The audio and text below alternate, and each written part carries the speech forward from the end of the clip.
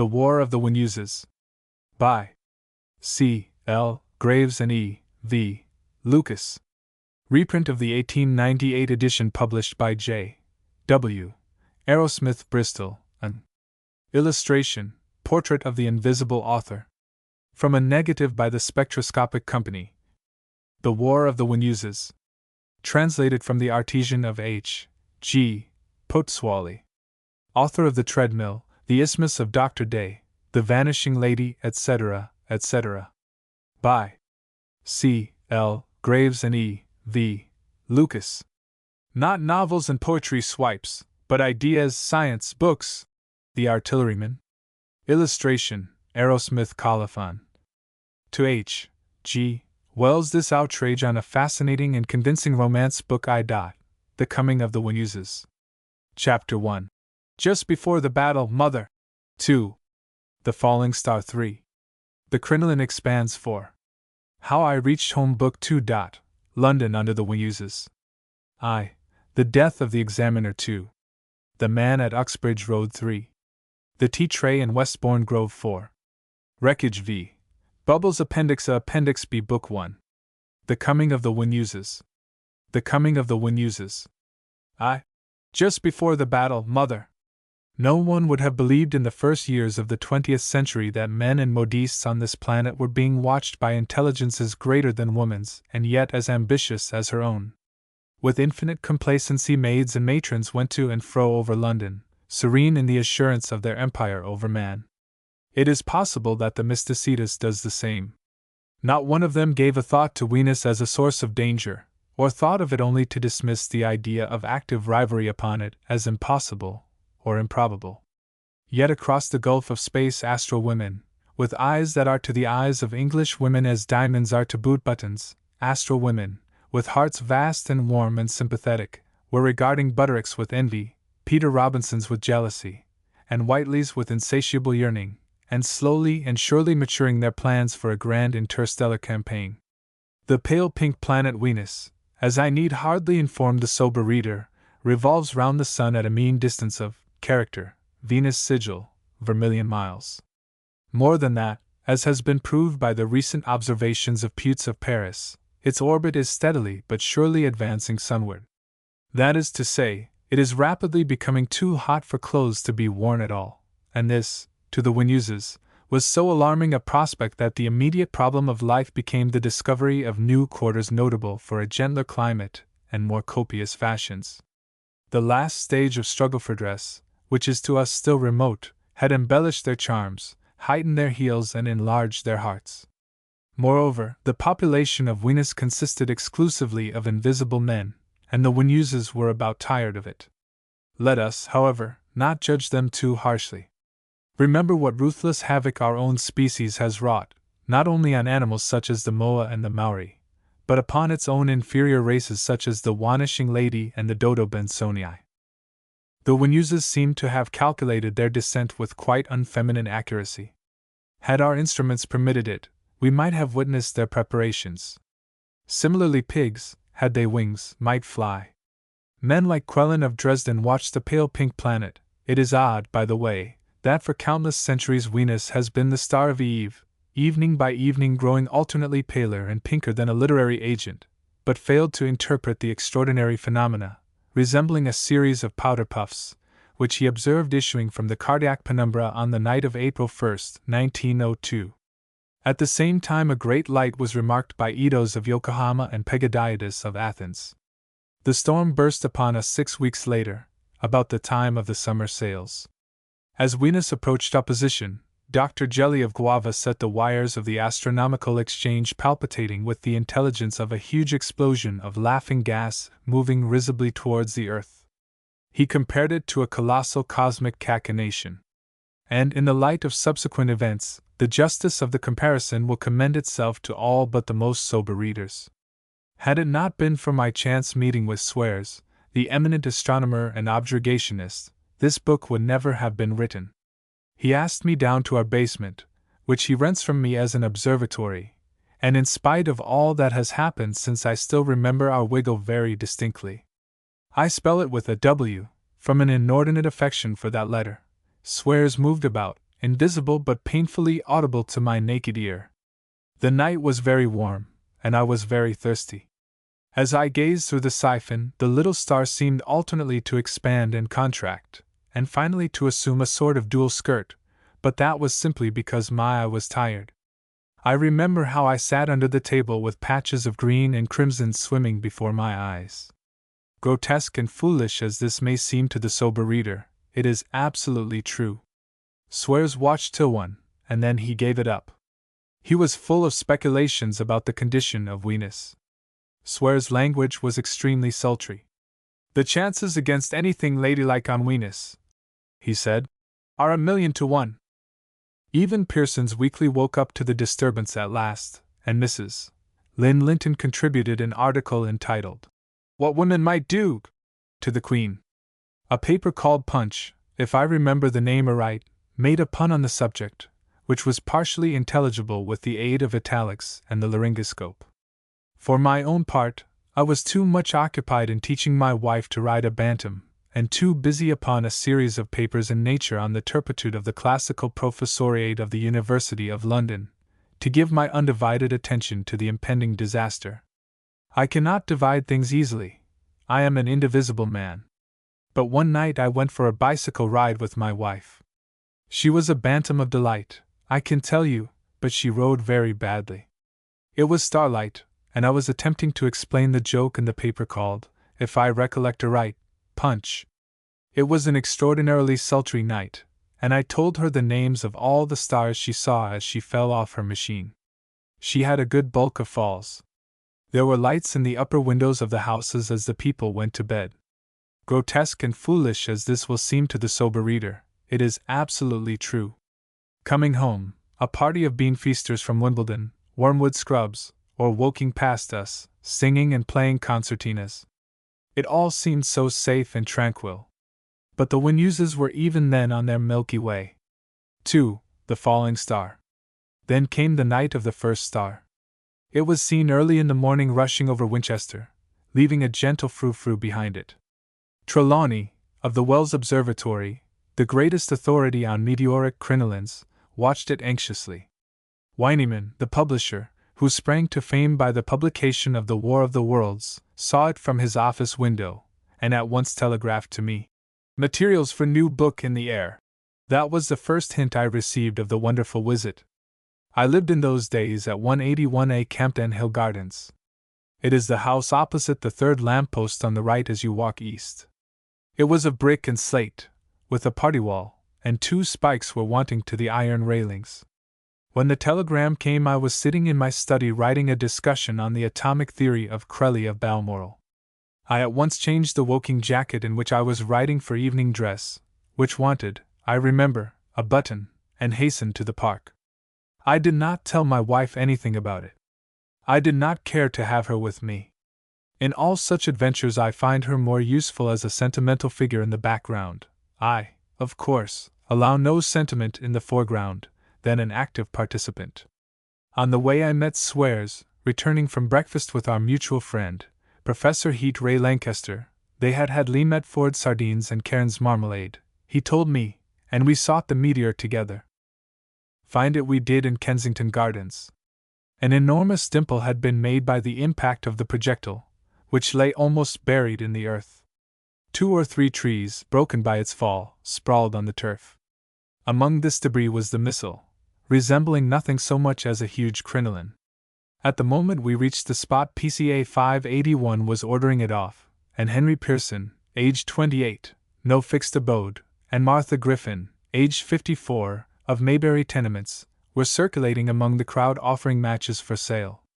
They have nothing to do with this story, but their names and addresses make for verisimilitude, or at least I hope so. In case they do not, let me add that Mary Griffin wore a blue peignoir which had seen better days, and Herbert Pearson's matches struck everywhere except on the box. With a mental flash we linked the crinoline with the powder puffs on Venus.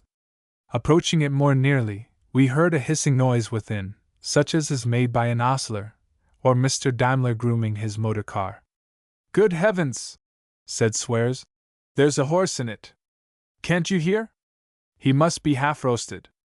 So saying he rushed off, fraught with pity, to inform the secretary of the Society for the Prevention of Cruelty to Animals, while I hurried away to tell Penriver the journalist, proposing in my own mind, I recollect, that he should give me half the profits on the article.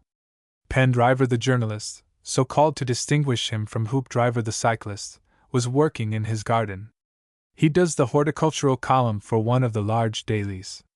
"You've read about the disturbances in Venus?" I cried. "What?" said Penriver. He is as deaf as the Post, the paper he writes for. "You've read about Venus?" I asked again. "No," he said. "I've never been to Venice."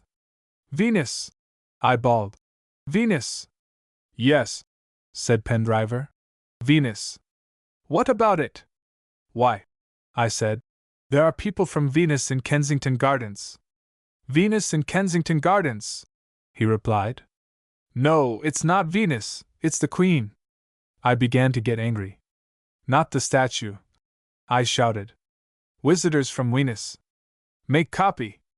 Come and see. Copy! Copy!" The word copy galvanized him, and he came, spade and all. We quickly crossed the park once more. Penriver lives to the west of it, in Strathmore Gardens, and has a special permit from his landlord to dig. We did not, for sufficient reasons, converse much. Many persons were now hastening towards the strange object. Among them I noticed Jubal Gregg the butcher, who fortunately did not observe me. We owed him a trifle of 18 shillings, and had since taken to Canterbury lamb from the colonial meat stores, and a jobbing gardener, whom I had not recently paid. I forget his name, but he was lame in the left leg, a ruddy man.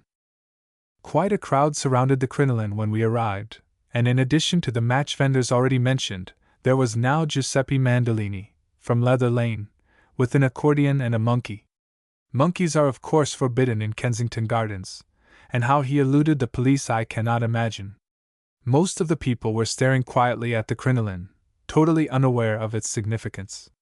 Scientific knowledge has not progressed at Kensington by the same leaps and bounds as at Woking. Extraterrestrial had less meaning for them than extra special. We found Swears hard at work keeping the crowd from touching the crinoline.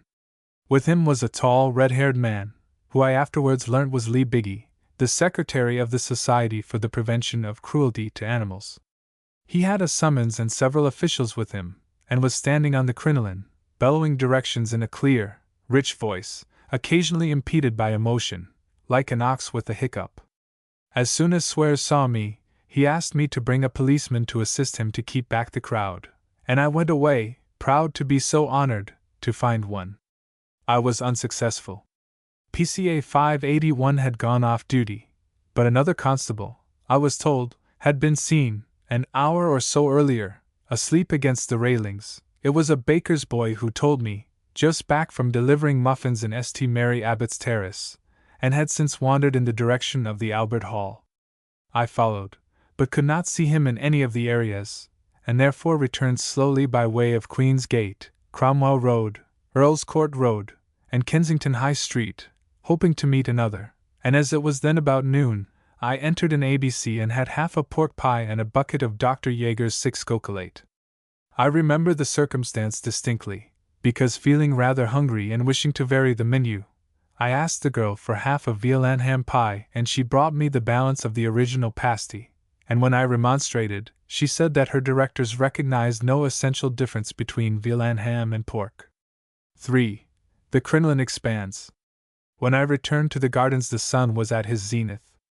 The crowd around the crinoline had increased, and some sort of a struggle seemed to be going on. As I drew near I heard Lee Biggie's voice. "Keep back! Keep back!"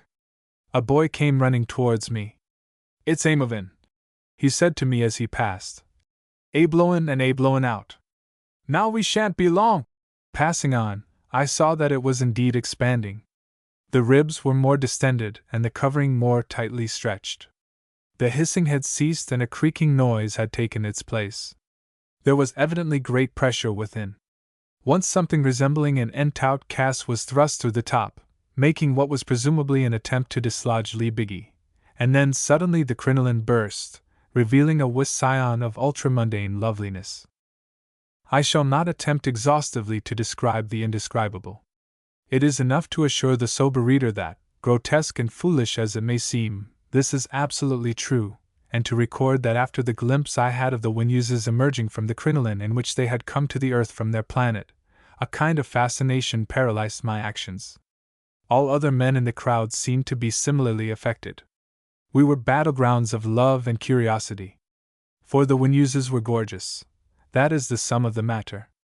Those who have never seen a living Wenus, there is a specimen in fairly good spirits in the Natural History Museum, can scarcely imagine the strange beauty of their appearance.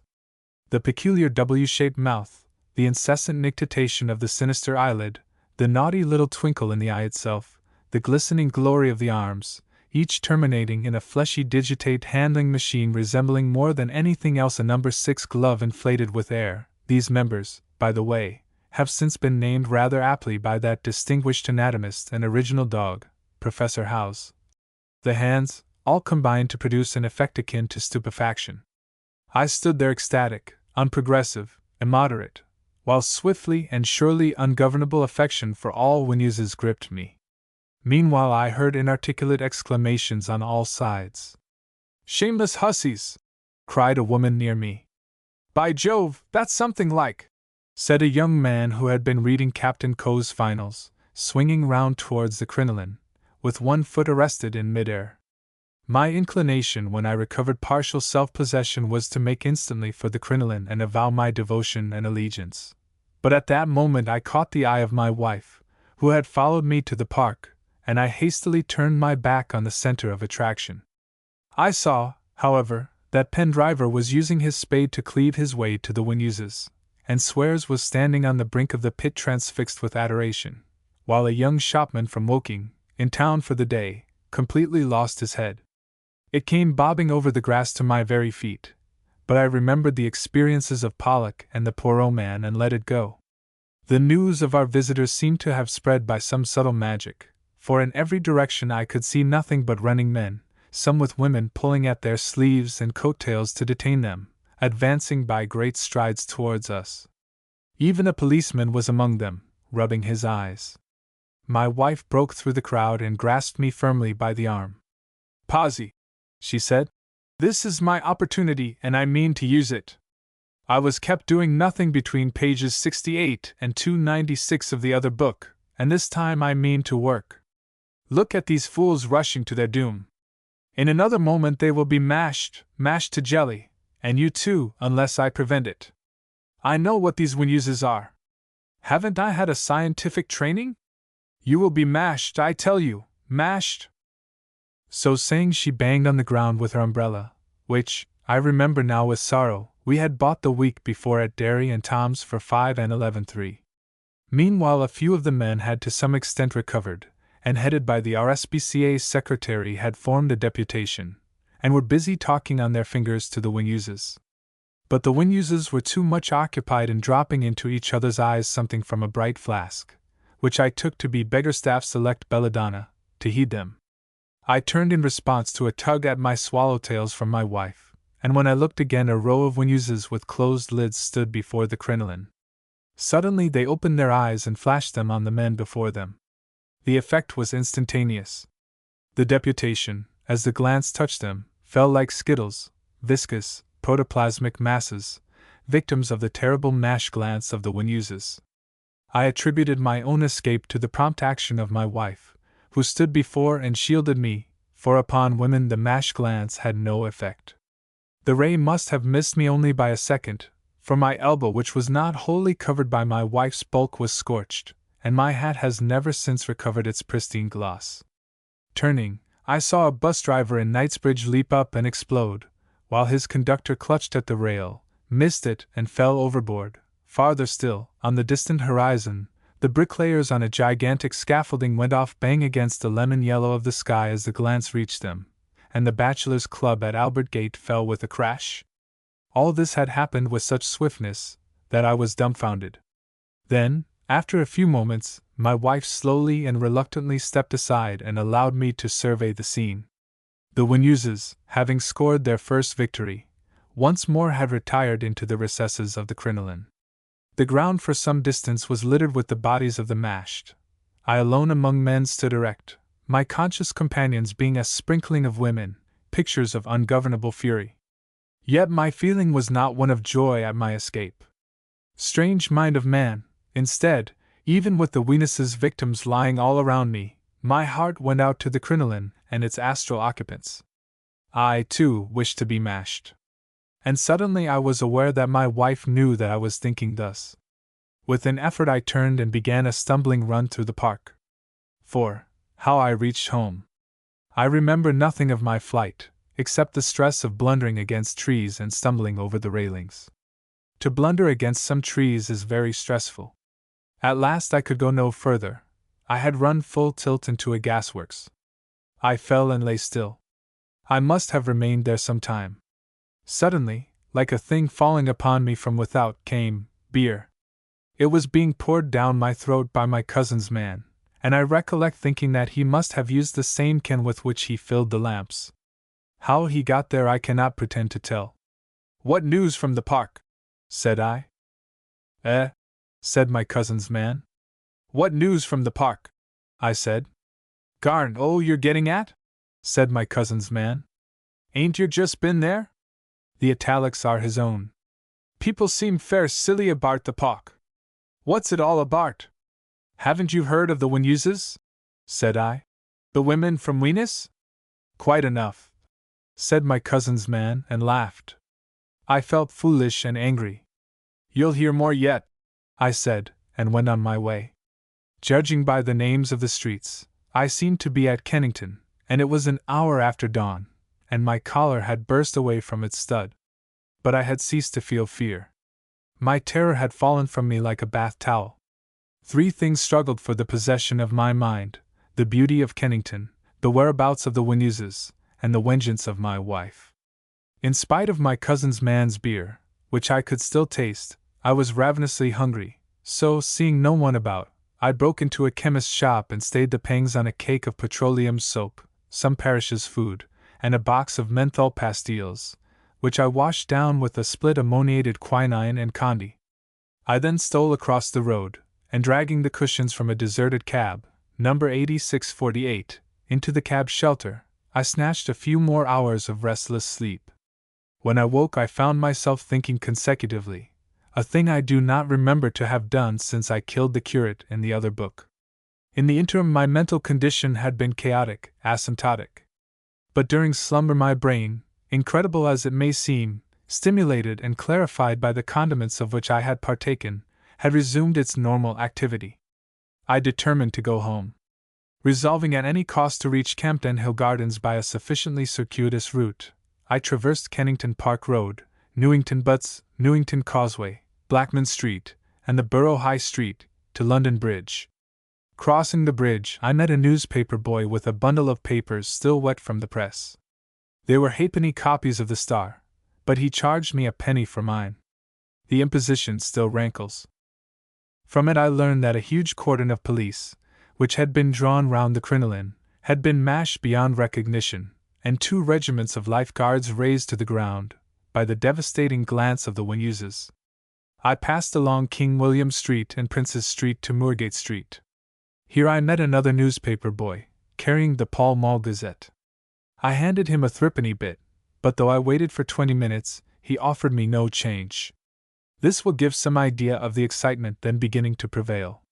The Pall Mall had an article on the situation, which I read as I climbed the city road to Islington. It stated that Mrs. Potswally, my wife, had constituted herself commander-in-chief, and was busy marshalling her forces. I was relieved by the news, for it suggested that my wife was fully occupied. Already a good bulk of nursemaids and cooks, enraged at the destruction of the Scotland Yard and Knightsbridge heroes by the Wenuses' mashglance, had joined her flag. It was, said the Pall Mall, high time that such an attack was undertaken, and since women had been proved to be immune to the mashglance, it was clearly their business to undertake it. Meanwhile, said the Pall Mall, nothing could check the folly of the men. Like moths to a candle, so were they hastening to Kensington Gardens, only to be added to the heap of mash that already had accumulated there. So far, the PMG, but my mother, who was in the thick of events at the time, has since given me fuller particulars. Notwithstanding, my mother tells me, the fate of their companions, the remainder of the constabulary and military forces stationed in London hastened to the park, impelled by the fearful fascination, and were added to the piles of mashed. Afterwards came the volunteers, to a man, and then the cloth. The haste of most of the curates, and a few bishops whose names have escaped me, was, said my mother, cataclysmic. Old dandies with creaking joints tottered along Piccadilly to their certain doom. Young clerks in the city, explaining that they wished to attend their aunt's funeral, crowded the omnibuses for Kensington and were seen no more, while my mother tells me that excursion trains from the country were arriving at the principal stations throughout the day, bearing huge loads of provincial and Emirati. A constant stream of infatuated men, flowing from east to west, set in, and though bands of devoted women formed barriers across the principal thoroughfares for the purpose of barring their progress, no perceptible check was effected. Once, a judge of notable austerity was observed to take to a lamp-post to avoid detention by his wife. Once, a well-known tenor turned down by a by-street, says my mother, pursued by no fewer than 57 admirers burning to avert his elimination. Members of Parliament surged across St. James Park and up Constitution Hill. Yet in every walk of life, says my mother, there were a few survivors in the shape of stolid, adamantine misogynists. Continuing my journey homewards, I traversed Upper Street, Islington, and the Holloway Road to Highgate Hill, which I ascended at a sharp run. At the summit I met another newspaper boy carrying a bundle of globes, one of which I purchased, after a hard-driven bargain, for 2 shillings and a stud from the shirt-front of my evening dress, which was beginning to show signs of ennui. I leaned against the wall of the Highgate Literary and Scientific Institute to read it. The news was catastrophic. Commander Wells of the Fire Brigade had, it stated, visited Kensington Gardens with 2 manuals, 1 steam engine, and a mile of hose, in order to play upon the crinoline and its occupants. Presuming on the immunity of persons bearing his name during the Martian invasion, the gallant commander had approached too near and was in a moment reduced to salvage. Pondering on this news, I made for Parliament Hill, by way of West Hill and Millfield Lane. On the top I paused to survey London at my feet, and to get the fullest benefit of the invigorating breeze, removed my hat.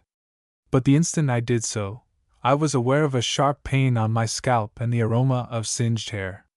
Lifting my hand to the wounded place, I discovered that I had been shaved perfectly clean, as with a heat razor. The truth rushed upon me. I had come within the range of the mash glance, and had been saved from total dissolution only by intervening masonry protecting my face and body. To leave the hill was the work of an instant. I passed through John Street to Hampstead Road, along Belsize Avenue and Buckland Crescent to Belsize Road, and so to Canterbury Road and Kilburn Lane. Here I met a 4th newspaper boy loaded with copies of the St. James Gazette.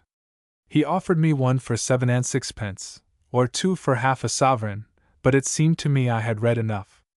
Turning into Ladbroke Grove Road, I quickly reached Notting Hill, and stealthily entered my house in Campden Hill Gardens 10 minutes later. Book 2. London under the Wenuses. The Death of the Examiner. My first act on entering my house, in order to guard against any sudden eruption on the part of my wife, was to bolt the door and put on the chain. My next was to visit the pantry, the cellar, and the larder, but they were all void of food and drink. My wife must have been there first. As I had drunk nothing since I burgled the Kennington chemist's, I was very thirsty, though my mind was still hydrostatic. I cannot account for it on scientific principles, but I felt very angry with my wife. Suddenly I was struck by a happy thought, and hurrying upstairs I found a bottle of methylated spirits on my wife's toilet table. Strange as it may seem to the sober reader, I drank greedily of the unfamiliar beverage, and feeling refreshed and thoroughly kinetic, settled down once more to an exhaustive exposure of the dishonest offhandedness of the external examiners at University College. I may add that I had taken the bread knife, by Mappin, from the pantry, as it promised to be useful in the case of unforeseen clerical emergencies. I should have preferred the meat chopper with which the curate had been dispatched in the War of the Worlds, but it was deposited in the South Kensington Museum along with other mementos of the Martian invasion. Besides, my wife and I had both become vegetarians. The evening was still, and though distracted at times by recollections of the Wenuses, I made good progress with my indictment. Suddenly I was conscious of a pale pink glow which suffused my writing pad, and I heard a soft but unmistakable thud as of a penguin body falling in the immediate vicinity. Taking off my boots, I stole gently down to the scullery and applied the spectroscope to the keyhole. To my mingled amazement and ecstasy, I perceived a large dome-shaped fabric blocking up the entire back garden. Roughly speaking, it seemed to be about the size of a full-grown sperm whale. A faint heaving was perceptible in the mass, and further evidences of vitality were forthcoming in a gentle but pathetic crooning, as of an immature chimera booming in the void. The truth flashed upon me in a moment. The second crinoline had fallen in my back garden. My mind was instantly made up. To expose myself unarmed to the fascination of the wonderful visitors would have irreparably prejudiced the best interests of scientific research. My only hope lay in a complete disguise which should enable me to pursue my investigations of the Wenuses with the minimum amount of risk. A student of the humanities would have adopted a different method, but my standpoint has always been dispassionate, anti-sentimental. My feelings towards the Wenuses were, incredible as it may seem, purely platonic.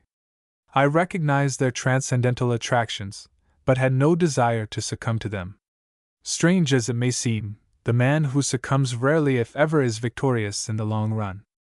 To disguise my sex and identity, for it was a priori almost impossible that the inhabitants of Venus had never heard of Pozzuoli, would guard me from the jellifying mash glance of the Wenuses. Arrayed in feminine garb, I could remain immune to their malignant influences. With me, to think is to act, so I hastily ran upstairs, shaved off my mustache, donned my wife's bicycle skirt, threw her sortie de ball round my shoulders, borrowed the cook's Sunday bonnet from the servant's bedroom, and hastened back to my post of observation at the scullery door. Inserting a pipette through the keyhole and cautiously applying my eye, I saw to my delight that the crinoline had been elevated on a series of steel rods about 6 feet high, and that the 5 Wenuses who had descended in it were partaking of a light but sumptuous repast beneath its iridescent canopy. They were seated round a tripod imbibing a brown beverage from small vessels resembling the half of a hollow sphere, and eating with incredible velocity a quantity of tiny round-colored objects, closely related, as I subsequently had occasion to ascertain, to the Bellaria angelica, which they raised to their mouths with astonishing and unerring aim in the complex handling machines, or tentaclers, which form part of their wonderful organism. Belonging as they undoubtedly do to the order of the tunicates, their exquisitely appropriate and elegant costume may be safely allowed to speak for itself. It is enough, however, to note the curious fact that there are no buttons in Venus, and that their mechanical system is remarkable, incredible as it may seem, for having developed the eye to the rarest point of perfection while dispensing entirely with the hook. The bare idea of this is no doubt terribly repulsive to us, but at the same time I think we should remember how indescribably repulsive our sartorial habits must seem to an intelligent armadillo. Of the peculiar coralline tint of the Venus's complexion, I think I have already spoken.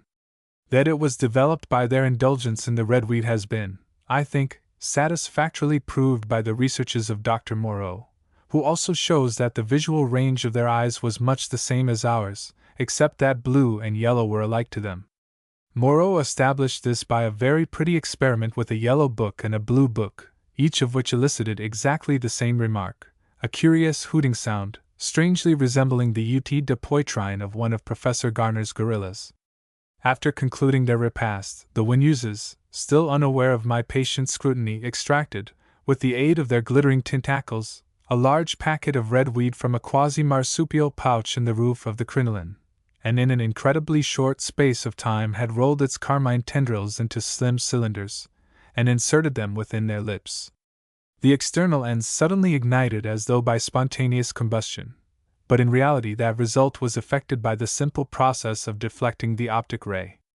Clouds of roseate vapor, ascending to the dome of the canopy, partially obscured the sumptuous contours of these celestial invaders, while a soft crooning sound, indicative of utter contentment, or as Professor Nestle of the Milky Way has more prosaically explained it, due to expiration of air preparatory to the suctional operation involved in the use of the red weed, added an indescribable glamour to the enchantment of the scene. Humiliating as it may seem to the scientific reader, I found it impossible to maintain a platonic attitude any longer, and applying my mouth to the embouchure of the pipette, warbled faintly in an exquisite falsetto. Yulet tanala riesel savurnin delish tradian marexel 6 cocoa for the hair. I want your ma honey. The effect was nothing short of magical. The rhythmic exhalations ceased instantaneously, and the tallest and most fluorescent of the Wenuses, laying aside her red weed, replied in a low voice thrilling with kinetic emotion. Friata mau sas agapo! The sentiment of these remarks was unmistakable, though to my shame I confess I was unable to fathom their meaning, and I was on the point of opening the scullery door and rushing out to declare myself, when I heard a loud banging from the front of the house. I stumbled up the kitchen stairs, hampered considerably by my wife's skirt, and by the time I had reached the hall, recognized the raucous accents of Professor Tibbles, the classical examiner, shouting in excited tones, "Let me in! Let me in!" I opened the door as far as it would go without unfastening the chain, and the professor at once thrust in his head, remaining jammed in the aperture. "Let me in!" he shouted.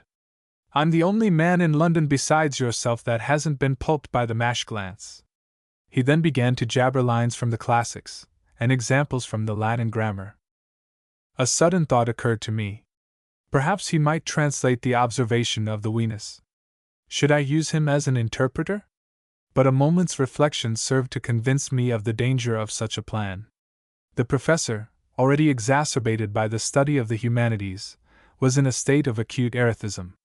I thought of the curate, and, maddened by the recollection of all I had suffered, drew the bread knife from my waist belt, and shouting, "Go to join your dead languages!"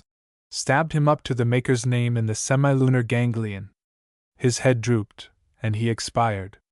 I stood petrified, staring at his glazing eyes, then, turning to make for the scullery, was confronted by the catastrophic apparition of the tallest Venus gazing at me with reproachful eyes and extended tentacles. Disgust at my cruel act and horror at my extraordinary habiliments were written all too plainly in her seraphic lineaments. At least, so I thought. But it turned out to be otherwise, for the Venus produced from behind her superlatively radiant form a lump of slate which she had extracted from the coal box. "Decepti estis, o putili," she said. "I beg your pardon," I replied, "but I failed to grasp your meaning."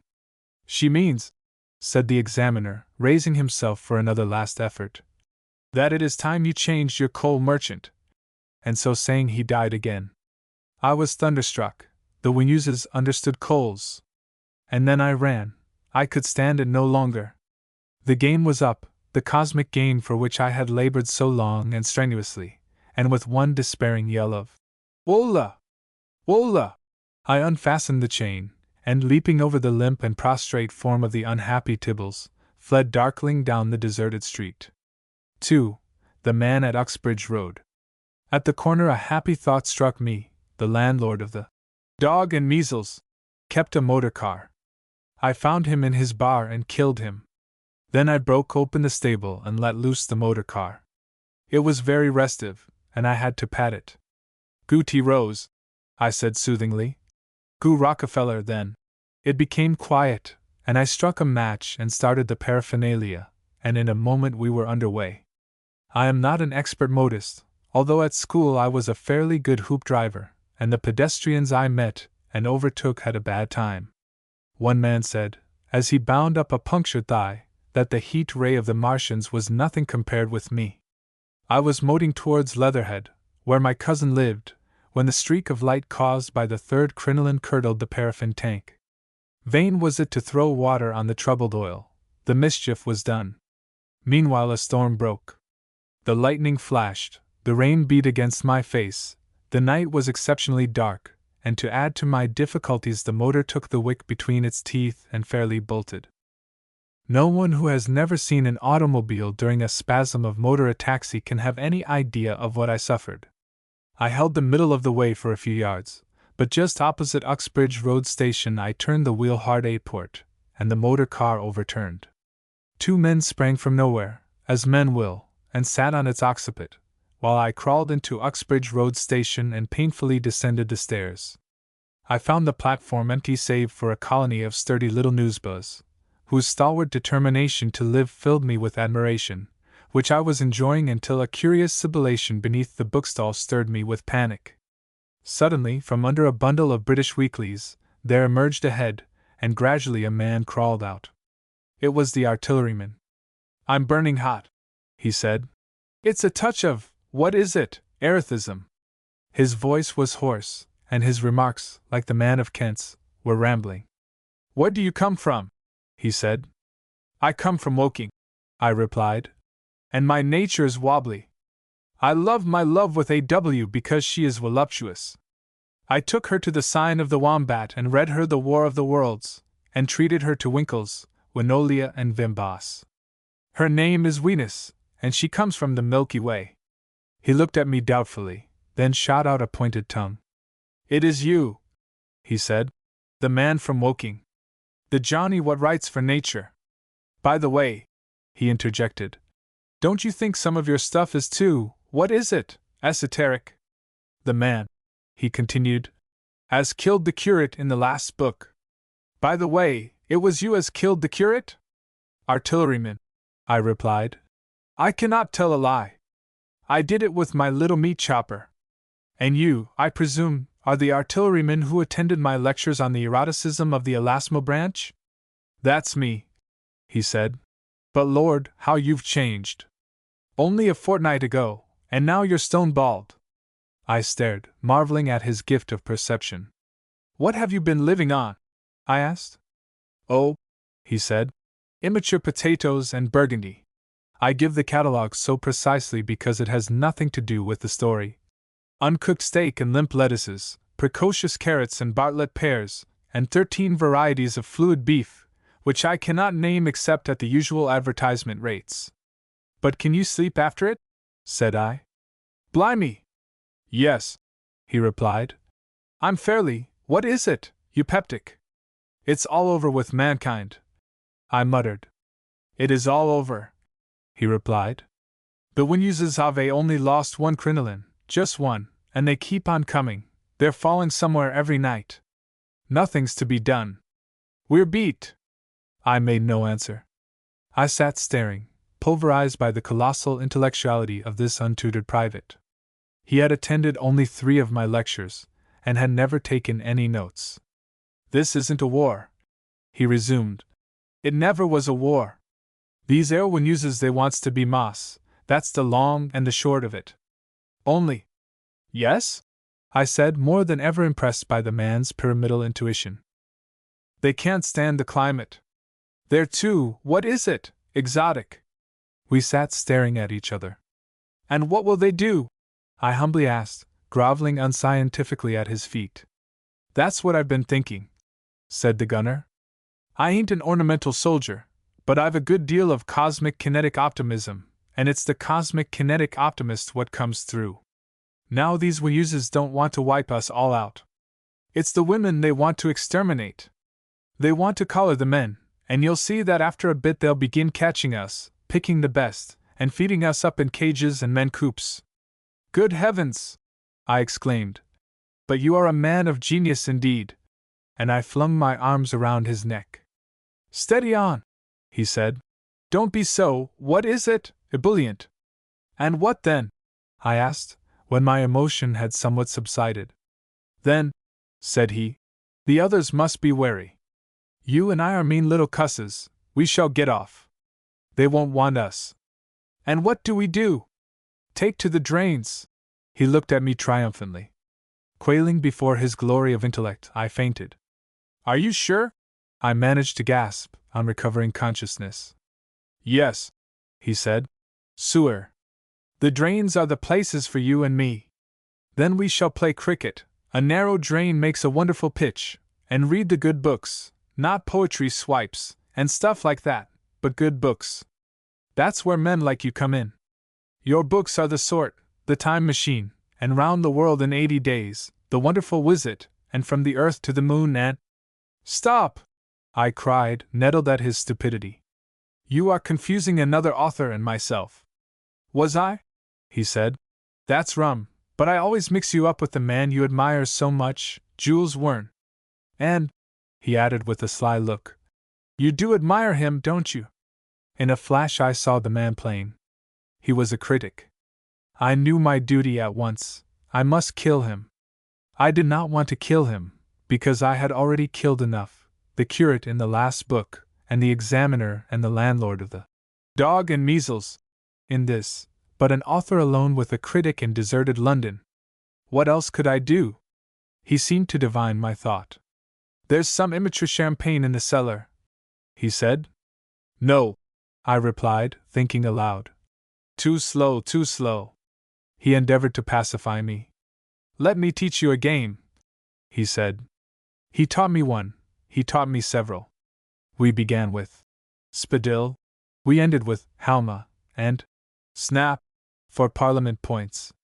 That is to say, instead of counters we used M.Ps. Grotesque and foolish as this will seem to the sober reader, it is absolutely true. Strange mind of man! That, with our species being mashed all around, we could sit following the chance of this painted pasteboard. Afterwards we tried Tiddlywinks and Squales, and I beat him so persistently that both sides of the house were mine, and my geniality entirely returned. He might have been living to this hour had he not mentioned something about the brutality of the island of Dr. Moreau. That settled it. I had heard that absurd charge once too often, and raising my Blaisdell binaural stethoscope I leaped upon him.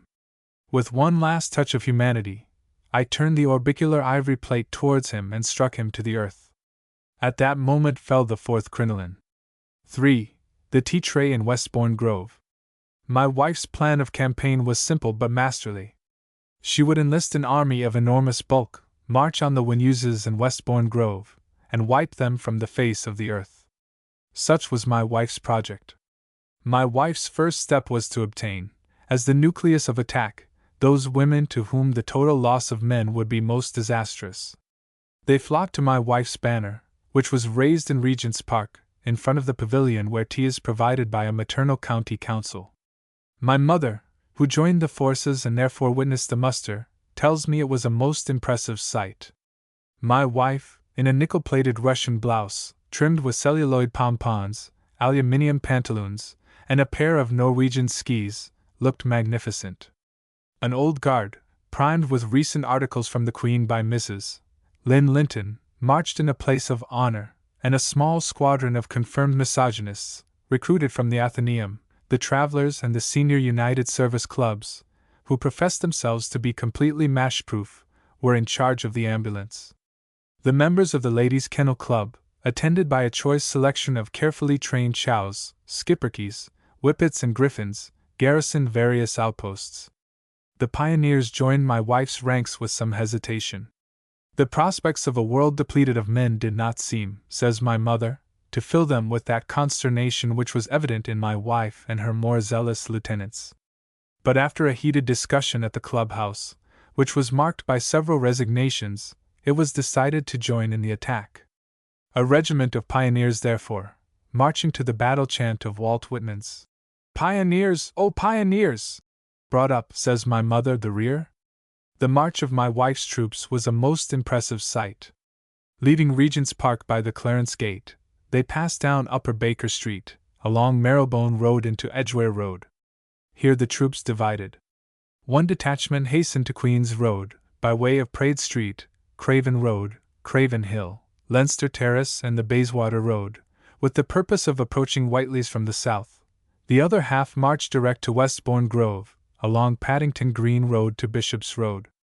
Thus, according to my wife's plan, the Wenuses would be between the two wings of the army and escape would be impossible.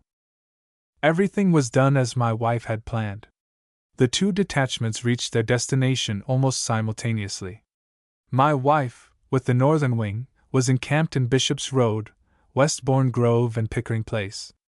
My mother, with the southern wing, my wife shrewdly kept the command in the family, filled Queen's Road from Whiteley's to Moscow Road.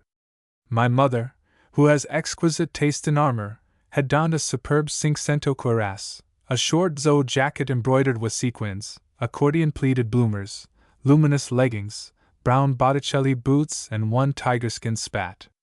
Between the two hosts was the empty road before the Universal Providers Emporium. The Wenuses were within the building. By the time my wife's warriors were settled and had completed the renovation of their toilets, it was high noon. My wife had never imagined that any delay would occur. She had expected to engage with the enemy at once and have done with it, and consequently brought no provisions and no protection from the sun, which poured down a great bulk of pitiless beams. The absence of Wenuses and of any sound betokening their activity was disconcerting. However, my wife thought it best to lay siege to Whiteley's rather than to enter the establishment. The army therefore waited. The heat became intense. My wife and her soldiers began to feel the necessity for refreshment. My wife is accustomed to regular meals. The sun grew in strength as the time went on, and my wife gave the order to sit at ease, which was signaled to my mother. My mother tells me that she was never so pleased in her life. 1 o'clock struck, 2 o'clock, 3 o'clock, and still no Wenuses. Faint sounds were now audible from the crockery department, and then a hissing, which passed by degrees into a humming, a long, loud droning noise. It resembled as nearly as anything the boiling of an urn at a tea meeting, and awoke in the breasts of my wife and her army an intense and unconquerable longing for tea, which was accentuated as 4 o'clock was reached. Still no Wenuses. Another hour dragged wearily on, and the craving for tea had become positively excruciating when 5 o'clock rang out. At that moment, the glass doors of the crockery department were flung open, and out poured a procession of Wenuses, smiling, said my mother, with the utmost friendliness, dressed as ABC girls, and bearing trays studded with cups and saucers. With the most seductive and ingratiating charm, a cup was handed to my wife. What to do she did not for the moment know. Could such a gift be guileless?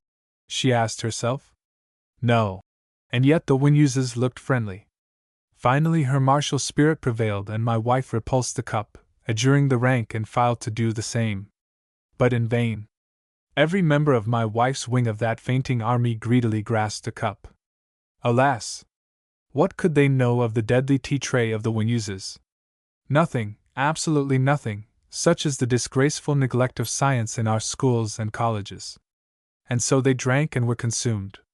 Meanwhile my mother, at the head of the south wing of the army, which had been entirely overlooked by the Wenuses, stood watching the destruction of my wife's host, a figure petrified with alarm and astonishment.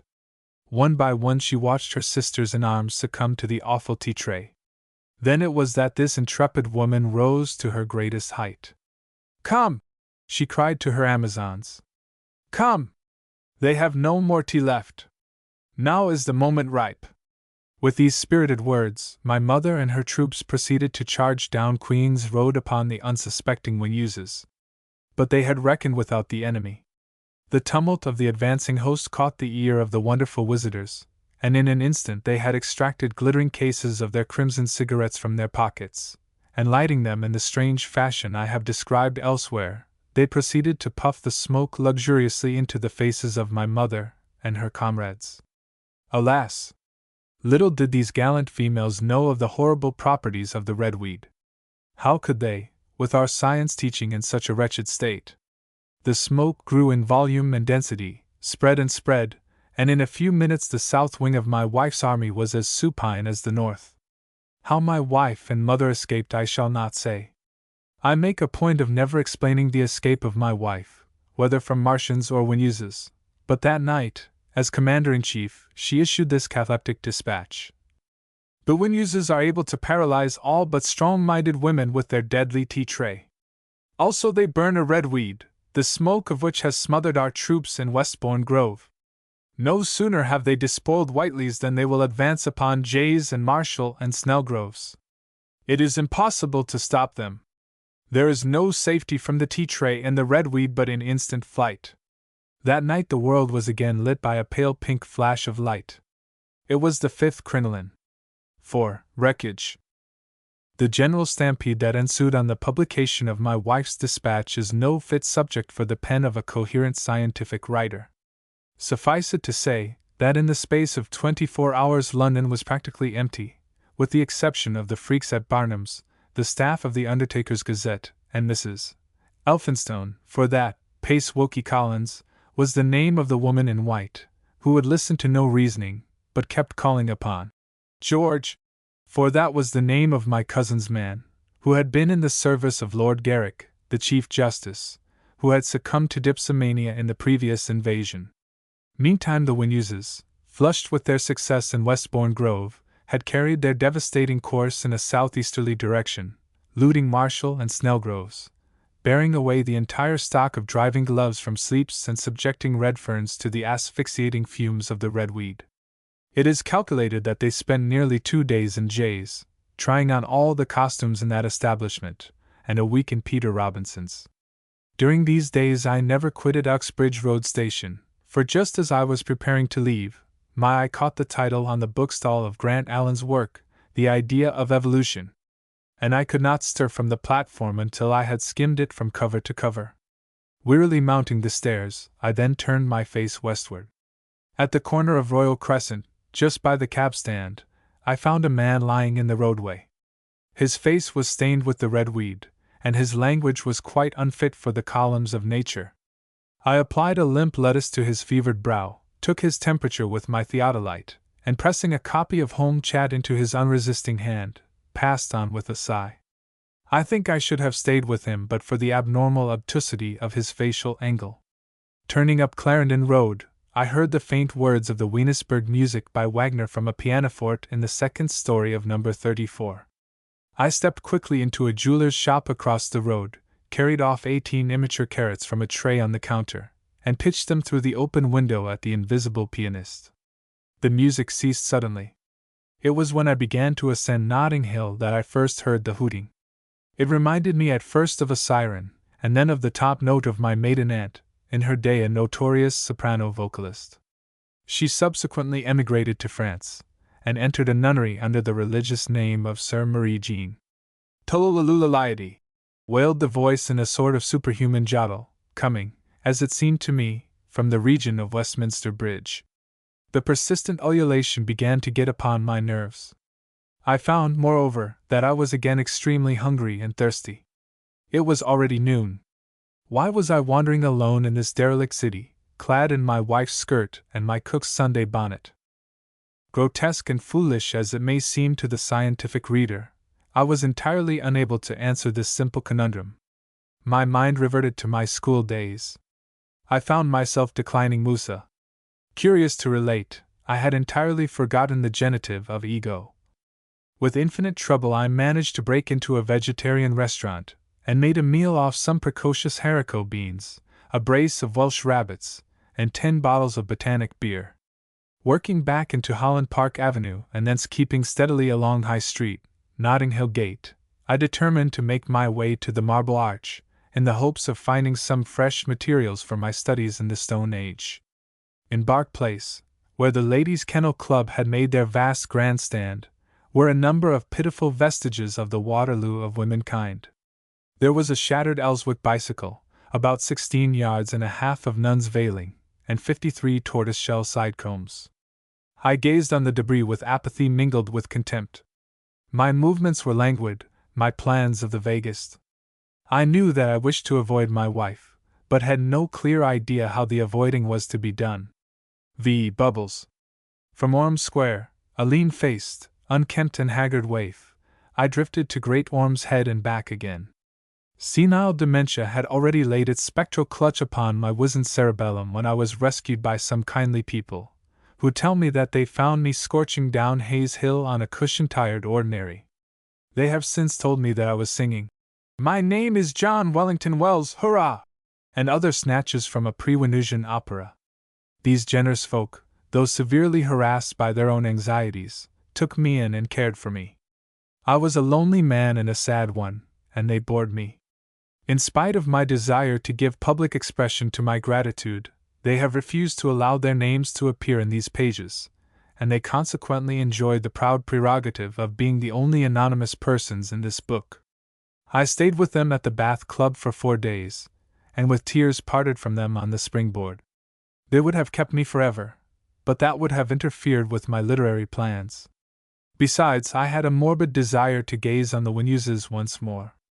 And so I went out into the streets again, guided by the weird voice, and via Grafton Street, Albemarle Street, the Royal Arcade, Bond Street, Burlington Gardens, Vigo Street and Sackville Street, Piccadilly, Regent Street, Pall Mall East, Cockspur Street and Whitehall, steadily wheeled my way across Westminster Bridge.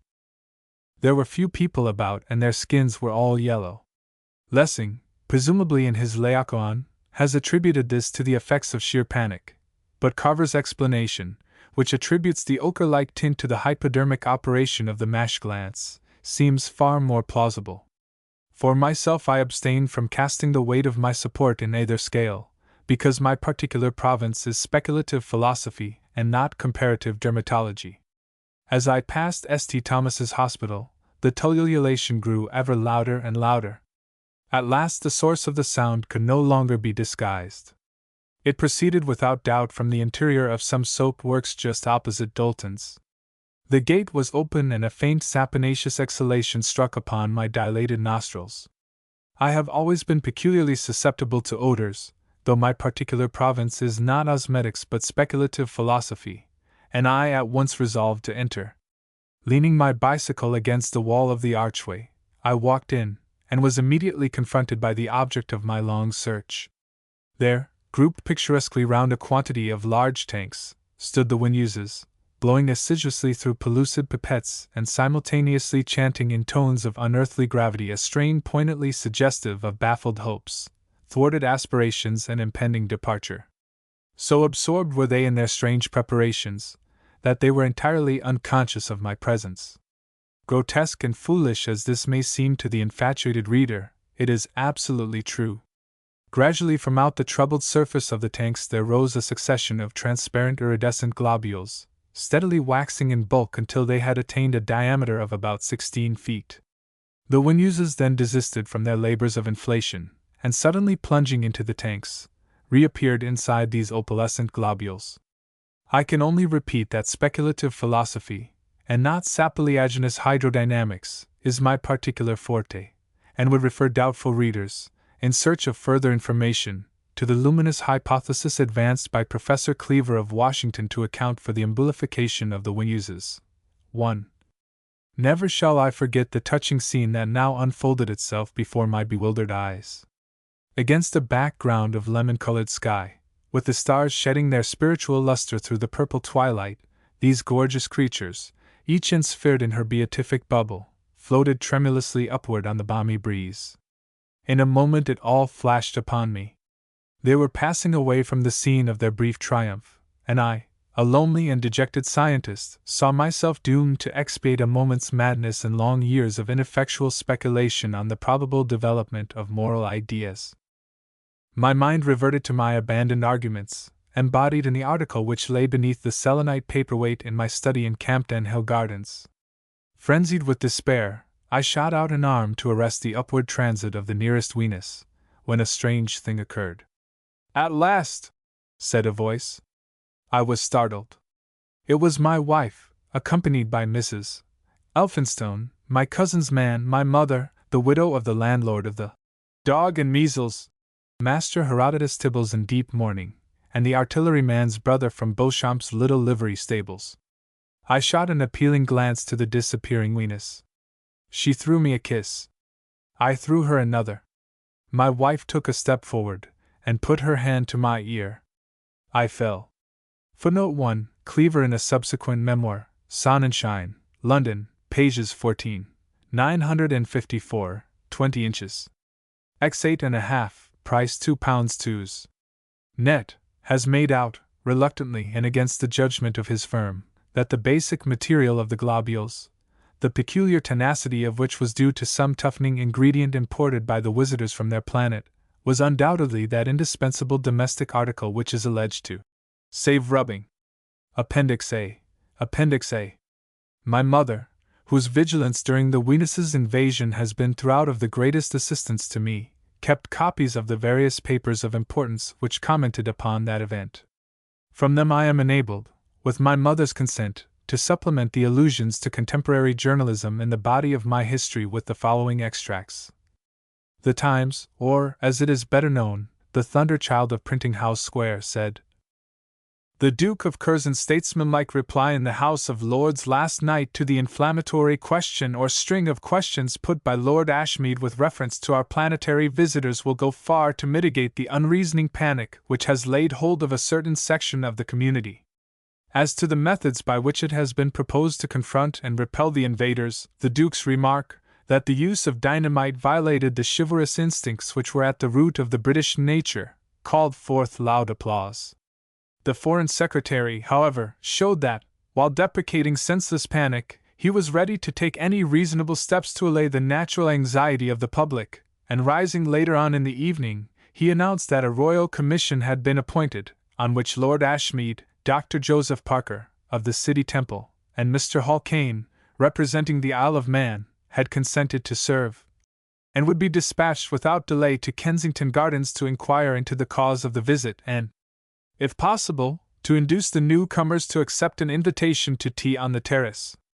By way of supplementing these tranquilizing assurances, we may add that we have the authority of the best scientific experts, including Dr. Moreau, Professor Sprudelkopf of Carlsbad, and Dr. Fountain Penn of Philadelphia, for asserting that no animate beings could survive their transference from the atmosphere of Venus to that of our planet for more than 14 days. It is to be hoped, therefore, that the members of the Royal Commission may be successful in impressing upon our aerial visitors the imperative necessity of a speedy return. In these negotiations it is anticipated that the expressive pantomime of Dr. Parker, and Mr. Hall Caine's mastery of the Manx dialect, will be of the greatest possible assistance." To the Daily Telegraph, Sir Edwin Arnold contributed a poem entitled Aphrodite Anadyomene, or Venus at the Round Pond. My mother can remember only the last stanza, which ran as follows: "Though I fly to Fushiyama, steeped in opalescent karma, I shall ne'er forget my charmer, my adorable consummate. Though I fly to Tokyo, where the sweet chupatties blow, I shall ne'er forget thee, no! Yamagata Daimyo." A shilling testimonial to the Wenuses was also started by the same journal, in accordance with the precedent furnished by the similar treatment of the Graces, and an animated controversy raged in its correspondence columns with reference to mixed bathing at Margate, and its effect on the morality of the Wenuses. A somewhat painful impression was created by the publication of an interview with a well-known dramatic critic in the periodical known as Great Scots Thoughts. This eminent authority gave it as his unhesitating opinion that the Wenuses were not fit persons to associate with actors, actresses, or dramatic critics, and that if, as was announced, they had been engaged at Covent Garden to lend realistic verisimilitude to the Venusberg scene in Tannhauser, it was his firm resolve to give up his long crusade against Ibsen, emigrate to Norway, and change his name to that of John Gabriel Borkman. A prolonged sojourn in Poppyland, however, resulted in the withdrawal of this dreadful threat, and some few weeks after the extinction of the Wenuses, his reconciliation with the dramatic profession was celebrated at a public meeting, where, after embracing all the actor-managers in turn, he was presented by them with a magnificent silver butter boat, filled to the brim with melted butter ready for immediate use. Appendix B. Appendix B. My mother has obtained permission from the Laureate's publishers to reprint the following stanzas from The Pale Pink Raid. Wrong? Oh, of course it's heinous, but we're going, girls, you just bet. Do they think that the wars of Venus can be stopped by an epithet? When the henpecked earthmen pray us to join them at afternoon tea, not rhyme nor reason can stay us from flying to set them free. When the men on that hapless planet, handsome and kind and true, cry out, hurry up, oh hang it! What else can a Venus do? I suppose it was rather bad form, girls, but really we didn't care, for our planet was growing too warm, girls, and we wanted a change of air. Mrs. Grundy may go on snarling, but still, at the Judgment Day, the author of England's Darling I think won't give us away. We failed, but we chose to chance it, and as one of the beaten side, I'd rather have made that transit than written Jameson's Ride. The End. Printing Office of the Publisher.